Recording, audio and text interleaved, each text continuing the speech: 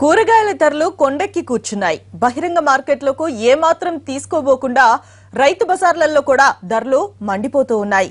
దీంతో సామాన్యులు బెంబేలెత్తిపోతూ ఉన్నారు. దీనిపై పూర్తి డీటెయిల్స్ ని మెహదీపట్నం రైతు బజార్ నుంచి మా ప్రతినిధి వెంకటరెడ్డి మనకు అందిస్తారు. రోజు రోజుకు పెరుగుతున్న పరిస్థితి ఉంది. పెరిగిన కూరగాయల ధరలతో సామాన్యులు కూరగాయలు కొని తినే పరిస్థితి లేకుండా పోయింది. ప్రస్తుతం మనం మెహదీపట్నం మార్కెట్లో ఉన్నాము. ఇక్కడ మెహదీపట్నం మార్కెట్లో చూసుకోవచ్చు. ఇక్కడ బోర్డు పైన రేట్లన్నీ కూడా టమాటా 27 రూపాయలు, అదేవిధంగా వంకాయ 15 రూపాయలు ఇలా రేట్లు ఉండడం జరిగింది. పచ్చిమిర్చి ధర చూసుకున్నట్లయితే దాదాపుగా 73 రూపాయలు అమ్ముతున్న పరిస్థితి. బజ్జీ మిర్చి 53 రూపాయలు, బిన్ని చూసుకున్నట్లయితే 53 రూపాయల పరిస్థితి ఉన్నది. అదేవిధంగా క్యాప్సికమ్ 41 రూపాయలు, చిక్కుడు 53 రూపాయలు అమ్ముతున్న పరిస్థితి. ఇక్కడ కొంతమంది కొనుగోలు ఉన్నారు. వాళ్ళని అడిగి తెలుసుకుందాం. మేడం, మీరు ఏం కూరగాయలు తీసుకున్నారు? రేట్లు ఎలా ఉన్నాయి? టమాటా, పచ్చిమిర్చి తీసుకున్నాం. కానీ ఇక్కడ బోర్డు మీద ఉన్న రేట్కి మేము తీసుకున్న రేట్కి చాలా తేడా ఉంది. ఎట్లా ఉన్నాయి మేడం రేట్లు? ఎలా? పచ్చిమిర్చి పావు కిలో 150 ఉంది, కానీ ఇక్కడేమో 73 ఉంది. అంటే మేము పావు కిలో తీసుకుంది 30 రూపీస్కి తీసుకున్నాం. అంటే మీరు ఇప్పటివరకు అంటే అధికారులు ఏమైనా కంప్లైంట్ చేశారా? తర్వాత ఎట్లా ఎవరైనా పట్టించుకుంటారా కనీసం దీనిపైన? ఎవరు పట్టించుకోవట్లేదు.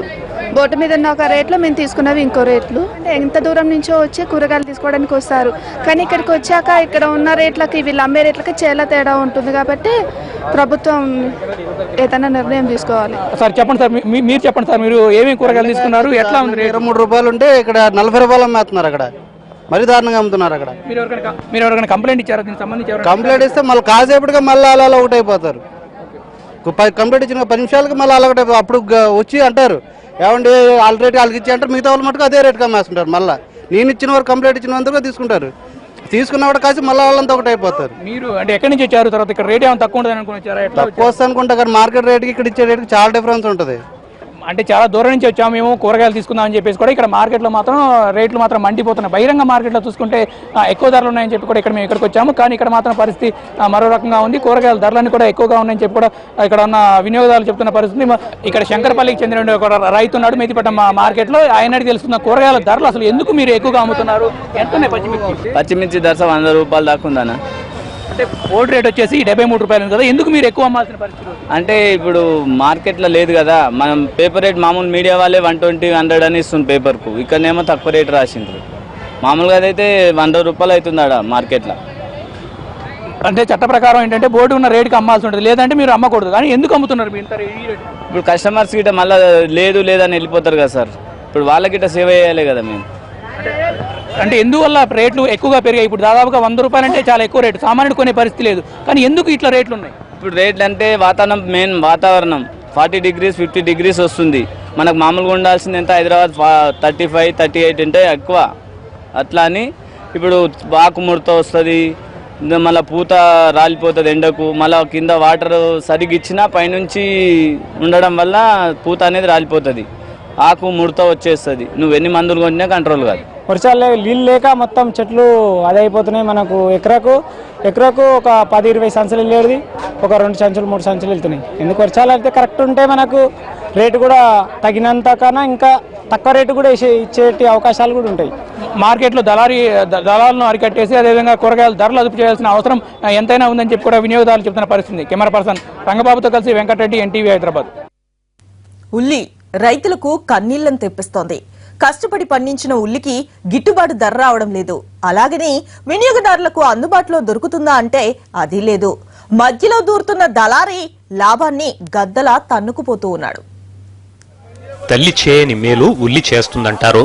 అలాంటి ఉల్లి ఇప్పుడు రైతులు వినియోగదారులతో కన్నీళ్లు పెట్టిస్తోంది. ఓ పక్క రోజురోజుకు కూరగాయల ధరలు కొండెక్కుతుంటే మరో పక్క వ్యవసాయ యార్డులో ఉల్లికి గిట్టుబాటు ధర కరువైంది. కనీసం కిలో 10 రూపాయలు కూడా పలకడం లేదు. బహిరంగ మార్కెట్లో మటుకు ఉల్లిని కిలో 15 రూపాయల నుంచి 20 వరకు అమ్ముతున్నారు.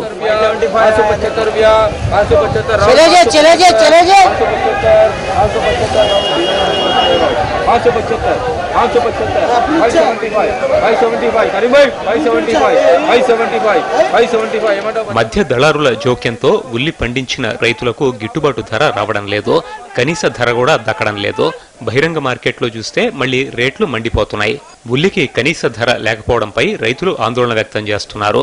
మార్కెట్కి తీసుకురావడానికి రవాణా ఛార్జీలు కూడా రావడం లేదంటున్నారు. తెలంగాణ, ఏపీ, మహారాష్ట్ర, కర్ణాటక నుంచి హైదరాబాద్ మలక్పేట వ్యవసాయ మార్కెట్కి రోజు 40 నుంచి 50 లారీలు ఉల్లిపాయలు వస్తుంటాయి.